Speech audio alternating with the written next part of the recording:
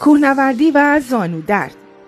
مفصل زانو حساس‌ترین مفصل بدنه که حدود 80% وزن بدن انسان رو تحمل میکنه. در ورزش کوهنوردی این مفصل تحت فشار زیادی و در طی یک روز فعالیت ورزشی کوهنوردی شاید در حدود 50 تن وزن و فشار رو تحمل میکنه.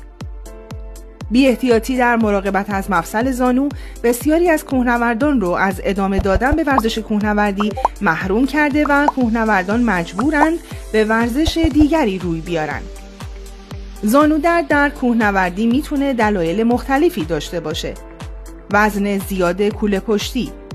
حمل کوله پشتی سنگین میتونه فشار زیادی به زانو وارد کنه. سطوح ناهموار. راه رفتن روی سطح ناهموار میتونه باعث کشیدگی عضلات و رباط‌های زانو بشه. حرکات تکراری. انجام حرکات تکراری مانند پایین آمدن از شیب‌های تند، عدم استفاده از باتوم یا استفاده نادرست. درمان زانو درد بعد از کوهنوردی: استراحت، یخ درمانی، کمپرس گرم و داروهای مسکن.